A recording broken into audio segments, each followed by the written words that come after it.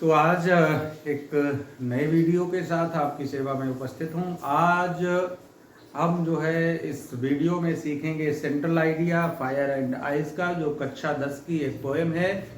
और जैसा कि हम सभी जानते हैं, इस पोएम में हमारे जो कवि हैं रॉबर्ट फ्रॉस्ट, जो अमेरिका के रहने वाले हैं, उन्होंने दुनिया को ख़त्म होने के दो तरीके बताए हैं, फायर और आइस।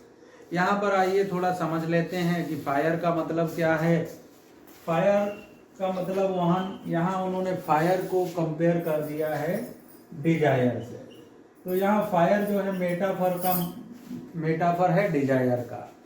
ठीक है, डिजायर का मतलब दुनिया की जो नेचुरल रिसोर्सेज हैं, दुनिया की जो चीज़ें हैं, उनको हासिल करने के आदमी का जो लालच है, उसने आज हमें कहाँ पर लाकर खड़ा कर दिया है कि दुनिया एकदम लोग संसाधनों को हासिल करने के लिए लड़ाइयाँ कर रहे हैं, परेशान हो रहे हैं। और आइस यहाँ पर जो है रिप्रेजेंट कर रहा है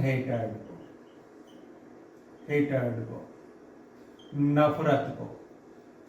ठीक है, हेट जो आपस में लोग घृणा करते हैं एक दूसरे से, राइट। तो एक तो दुनिया में लड़ाइयाँ इसीलिए तो हो रही हैं। डिजायर का मतलब लालच के लिए और घृणा के लिए। जब लोग एक दूसरे से नफरत करने लगते हैं तो लड़ाइयाँ होने लग जाती हैं। जहाँ पर लोगों में केवल दिखावा का प्रेम बचा है और प्रेम बचा ही नहीं है। यही है हमारा सिंबल आइस का।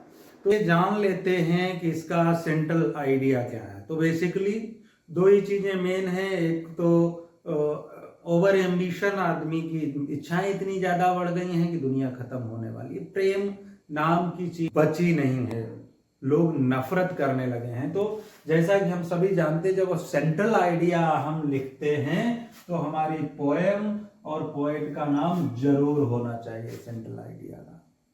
ठीक है, तो the central idea of the poem fire and ice नामक कविता का सेंट्रल आइडिया कंपोज्ड बाय, जिसे लिखा है, रचित है अमेरिकन पोएट, अमेरिका के कवि रॉबर्ट फ्रॉस्ट के द्वारा लिखा गया है हमारी फायर एंड आइस नामक कविता को। यह है कि is that the world could and while over ambition and hated of humans, कि दुनिया जो है खत्म हो सकती है।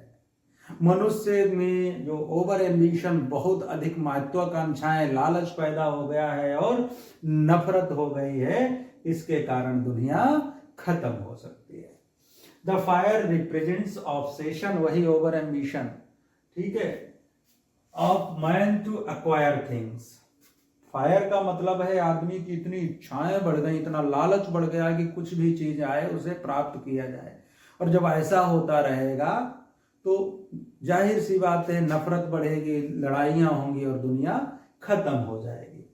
वाइल, जबकि आइस रिप्रेजेंट्स हेटर्ड, जबकि आइस का मतलब है हेटर्ड, नफरत, एंड अब्सेंस ऑफ लव।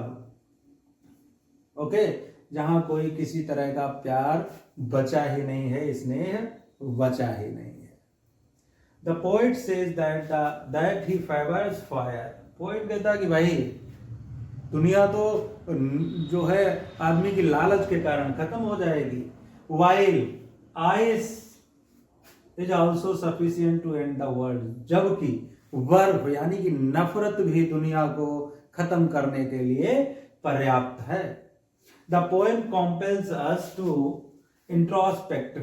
कविता हमें मजबूर कर देती है आत्मचिंतन के लिए, about the correct situation of the world, correct या राइट, कि दुनिया की वास्तविक स्थिति क्या है, इसके बारे में सोचने के लिए यह कविता हमें मजबूर कर देती है कि हम कहाँ आखिर खड़े हैं, कि कभी भी दुनिया खत्म हो सकती है। नफरत के कारण, एम्बिशन के कारण लड़ाइयाँ हो रही हैं, युद्ध हो रहे हैं।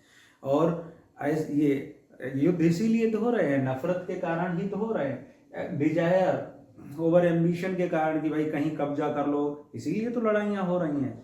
तो इस पोएम में यही बताने की कोशिश की है। उम्मीद करता हूँ कि आपके सेंट्रल आइडिया समझ में आ गया होगा।